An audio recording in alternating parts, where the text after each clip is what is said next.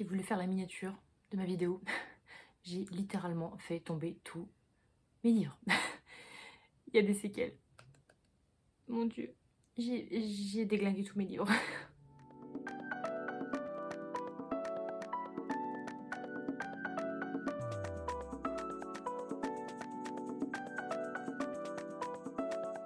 Hello tout le monde, j'espère que vous allez bien. Aujourd'hui, je vous retrouve pour un petit book haul parce que j'ai encore craqué. J'ai fait un petit détour à Izika, j'ai été plusieurs fois à Gilbert Joseph et j'ai commandé également sur internet des petits bijoux. Donc je vous les montre tout de suite.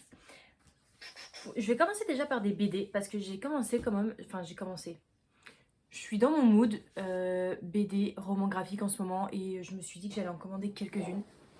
Donc, premièrement, ça c'est je verrai. Donc j'ai commandé sur Vinted parce que c'est mon seul achat Vinted.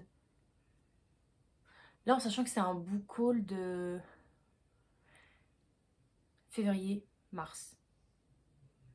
Ouais, février-mars. Donc du coup ça a été. Donc j'ai fait qu'une seule commande Vinted. Je me suis pris Journal d'un enfant de lune. Donc la BD est énorme par rapport à ma tête. C'est écrit. Alors je sais pas par qui c'est écrit. Chamblin Nalin. Illustré je pense, c'est écrit en même temps. C'est aux éditions Keynes, donc collection ensemble. Je sais pas si c'est les mêmes collections parce que je l'ai commandé à une fille belge sur Vinted, donc je sais pas si, si c'est les mêmes collections en France ou non, je n'en sais rien. La BD est juste magnifique comme vous pouvez le voir, je l'ai déjà lu, je vous ferai un petit update de lecture dessus d'ici peu. Et j'ai fait faire tomber mes BD. Et voilà, pour l'enfant de lune, bah, pour ceux qui connaissent, c'est les enfants ou même les personnes en fait qui sont malades et qui ne peuvent pas du coup aller au soleil parce que ben, ils sont un petit peu comme allergiques au soleil, en fait ils ne supportent pas le soleil et tout, donc j'ai trouvé ça assez intéressant comme BD et je vous en parle très vite, voilà. Ensuite j'ai commandé sur internet deux BD. La première je vous en ai parlé parce que c'était dans mes sorties livresques du mois de janvier et j'ai précommandé du coup L'île oubliée, donc qui est écrit par Xavier Bettencourt et peut-être illustré par Paola Antista, je ne sais pas là, qui est qui. Et donc ça c'est le tome 1 des Vengeurs de rêve et voilà, je voulais absolument cette BD parce que en ce moment voilà, comme je viens de vous le dire, je suis dans mon mood BD et celle-ci est juste sublime. Vous avez des pages qui sont juste adorables, enfin moi j'aime trop et voilà, j'ai envie de découvrir un petit peu plus de BD. Là c'est dans la collection Jungle Frisson et voilà quoi, j'adhère. Ensuite, avant-dernière BD, il s'agit du Roi de paille, le tome 1, La fille du pharaon, écrit par Isabelle Détang. Écrit peut-être illustré par la même personne, je ne sais pas. Et c'est à la maison, c'est aux éditions Dargo. J'ai du mal avec les BD parce que j'en prends jamais. Donc là, c'est une aventure qui se passe en Égypte. Moi, j'adore l'Égypte. Donc du coup, c'était la BD que j'étais obligée de prendre absolument. Et l'avantage, c'est que c'est une BD qui se termine seulement en 2 tomes. Donc très clairement, ça va être super. Elle est énorme comparée à l'autre. Enfin, elle est énorme. Quand même, genre elle rentre pas dans ma bibliothèque malheureusement. Et ça c'est triste, elle est juste énorme. Donc voilà. Mais j'aime beaucoup. J'ai pas trop regardé l'intérieur parce que je voulais pas trop me faire spoiler. Mais bon, c'est pas la BD où il y a le plus de dessins apparemment. Il y a quand même pas mal de dialogues. Mais on verra bien ce que ça donne. C'est en 2 tomes. Donc je pense que je vais acheter le deuxième tome. Et si vraiment j'aime pas, je revendrai, c'est pas grave. Mais je trouvais ça intéressant de voir l'Égypte illustrée, ça pourrait être cool. Ensuite, ça c'est un roman graphique BD qui ne va pas intéresser énormément de monde. Mais il faut savoir que j'ai fait mes études au Canada et quand j'étais là-bas, j'étudiais la littérature anglaise et j'avais étudié Beowulf pour ceux qui connaissent. Donc là, c'est le roman graphique donc par peut-être Garcia Rubin, je sais pas.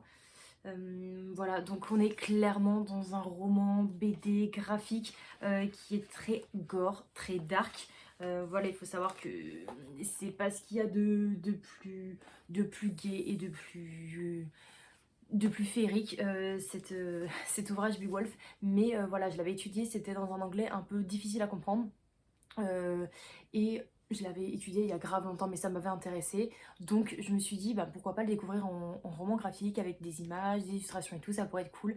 Donc voilà, je l'ai trouvé à Gilbert Joseph à 7 € à la place de 20 €, donc j'ai pas hésité, je l'ai pris directement et voilà, s'ensuit à côté de moi des achats à Gilbert Joseph bien évidemment. Qu'avons-nous? Alors j'ai fait une commande sur la box Fairyloot et du coup j'ai reçu mon ouvrage et j'ai reçu Lore par Alexandra Bracken Et voilà, l'ouvrage est juste sublime, j'aime beaucoup. Donc c'est un ouvrage anglais où on parle de mythologie grecque. Et voilà, je pense que je vais le lire cette année, voire l'année prochaine. Mais voilà, j'étais contente de l'avoir reçu parce que c'est vrai que je lis très très peu de romans anglais. Et je me suis dit qu'en inscrivant à cette box, eh bien j'allais découvrir un petit peu plus de romans. Donc c'est plutôt cool, il est pas bien long, il fait moins de 400 pages. Donc c'est faisable pour une débutante en lecture anglaise comme moi. Voilà. Ensuite... Donc là, la plupart, c'est tout Gilbert Joseph et il y en a 3 Easy Cash, je vous les dirai. Mais j'ai commandé Midnight Club, enfin j'ai acheté Midnight Club par Christopher Pike aux éditions Hachette. Et voilà, tout ce que je vous présente là, c'est tout acheté d'occasion. J'achète très rarement neuf. Et là, quand j'ai vu qu'il y avait des dernières sorties qui étaient d'occasion, je me suis dit que c'était le moment jamais de craquer. Là, je vous en avais parlé, je crois que nous sommes dans un hôpital et des adolescents sont je crois qu'ils sont, je sais plus s'ils sont en phase terminale ou pas, mais en gros ils vont, voilà, ils vont mourir d'ici peu et ils se rassemblent chaque soir à minuit pour se raconter des histoires de fantômes, ce genre de choses et tout, et jusqu'au jour où peut-être qu'il y a un truc qui va se passer un peu plus bizarre que d'autres. Et voilà, j'ai trouvé ça sympa et c'est une histoire qui a l'air assez mignonne, donc en plus c'est écrit mais méga gros quoi. Pour les myopes comme moi c'est parfait, donc on adore. Ensuite, j'ai acheté un roman qui était dans ma pile à lire depuis des années et des années. Et quand j'ai vu que le grand format était beaucoup moins cher que le livre de poche, j'ai bégayé, mais je me suis dit, bon, bah, c'est pas grave, on prend le grand format. Il s'agit donc Les Châteaux de Brume de Kirsten Gier. Et ça, c'est aux éditions Milan. Et voilà, nous sommes dans un château. Voilà, une fille va apparaître dans ce château. Je sais plus pour quelle raison. C'est un hôtel dans un château, enfin, qui se retrouve dans un nuage, il me semble. C'est ça, un hôtel somptueux caché dans les nuages. Bon voilà, bon. Il y a pas mal de fantaisie dedans, il y a pas mal de bonnes notes et du coup celui-ci me fait envie depuis des années et quand je l'ai vu d'occasion je me suis dit bon vas-y cette fois craque et prends-le parce que voilà quoi. Je me sens trop indécise des fois à Gilbert Joseph, vous avez tous vos rayons qui sont en mode occasion, neuf et tout, et t'es là en mode mais je dois acheter du neuf et de l'occasion, mais il y en a tellement partout, on est obligé de craquer en sortant très clairement. Je me suis pris également, donc ça va être sûrement pour cet été, Love and Gelato, qui est écrit par Jenna Evans Welsh. C'est aux éditions Bayard. Et j'ai vu qu'il y avait 2 ou 3 tomes en plus qui n'étaient pas forcément traduits. Donc bon, on verra au pire des cas, je les prendrai en anglais, c'est pas grave. Mais bon, enfin, faut arrêter de commencer à traduire des sagas si c'est pas pour les terminer parce que ça commence à saouler très clairement. On en a marre. On sait que ça fait polémique en ce moment et tout, mais bon, vas-y, au bout d'un moment, faut lâcher prise, les gars. Faites votre boulot jusqu'au bout et traduisez une saga en entier, quoi. Hashtag Caraval, bien évidemment. J'ai également pris le deuxième tome, donc Eve of Man, j'étais super contente parce qu'il venait de sortir et genre il le vendait à 9 € à la place de 16,90 €, donc j'ai foncé dessus bien évidemment. Écrit par Giovanna et Tom Fletcher et c'était aux émissions Milan. Je vais pas vous en reparler bien évidemment, mais je vous en reparlerai d'ici peu parce que je vais commencer cette saga cette année pour sûr, donc vous aurez un débrief plutôt complet, voilà. Ensuite, alors ça c'est un livre que j'ai acheté, mais pas pour moi, mais je vais lire quand même. Il s'agit de Carnet, ou Carne, je sais pas, écrit par Julia Richard, donc c'est aux éditions HSN, et c'est glauque, on va pas se mentir. C'est super méga glauque. Âme sensible, s'abstenir. J'ai du mal à dire âme sensible, s'abstenir. Faut que je fasse des cours. Et voilà, bon bref, c'est super dégueulasse. J'aime pas du tout. On parle d'un ado qui veut commencer à manger de la viande, qui veut, enfin, à être carnivore plutôt. Il veut carrément commencer à manger de l'humain et voilà, il se rend compte que peut-être tout ne tourne pas rond dans sa tête. Donc oui monsieur, effectivement, si tu veux commencer à manger de l'humain, c'est que ça va pas trop bien. Donc voilà, je trouvais ça intéressant. Il y a quand même des bons avis dessus, malgré le truc glauque. Ils en font une pub et même la couverture, enfin je veux dire, c'est quand même assez original, c'est impossible de ne pas s'arrêter dessus. Donc voilà, je vais le lire et après ne t'inquiète pas Maïva, je te le donne, promis. Voilà. Ensuite, alors, il y a tout qui tombe tout le temps, c'est fou. On va continuer avec Gilbert Joseph et après je ferai Easy Cash. Quand même, hein, j'en ai acheté pas mal. Je me suis procuré Christina Loren, donc Love and Overworlds. C'est une romance, voilà, je ne sais pas du tout de quoi ça parle, je n'ai pas envie de savoir. Je sais juste que c'est une autrice qui fait pas mal de romances et qui fait quand même pas mal parler d'elle. Donc je me suis dit que ça allait être cool de commencer des romances avec des gens assez connus. Donc voilà, je suis dans mon mood romance, donc on continue dans la romance. Et ben, Viens on s'aime de Morgane Moncomble, chez Hugo Boss. Pareil, je sais que c'est une romance. Je ne sais pas de quoi ça parle, j'en ai entendu énormément parler, c'était le premier tome et voilà, je veux absolument le découvrir parce que bah, comme je l'ai dit, je suis dans ma période de romance, donc achetons des romances, mais ce serait bien de lire Caroline également. Ensuite, alors je ne sais plus de quoi ça parle mais je n'ai pas envie de le relire. Je me suis procuré Tout près d'ici, écrit par Catherine Aleno et c'est aux éditions Hugo Neway. Voilà, je viens de vous le dire. Je crois que je l'ai présenté dans mes sorties livresses peut-être de janvier, voire février, je suis pas sûre du tout. Mais j'ai pas envie de relire le résumé parce que je compte le lire prochainement. Et vous savez que je n'aime pas forcément lire les résumés, j'aime me plonger dans la lecture directement. Donc je vous en parlerai très très vite, rassurez-vous.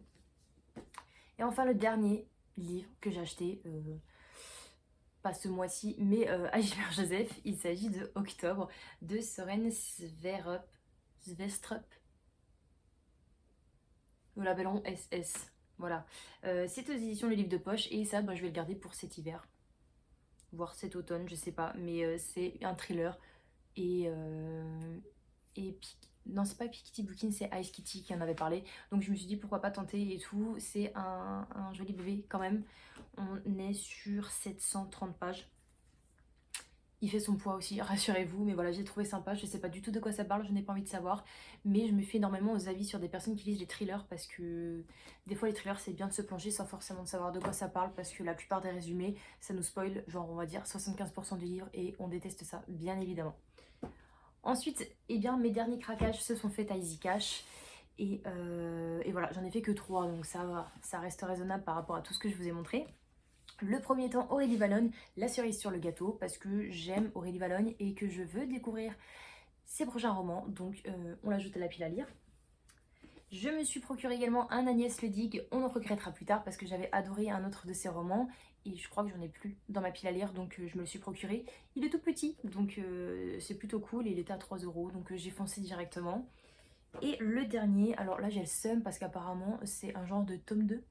Enfin, je sais pas si ça se fait dans le contemporain.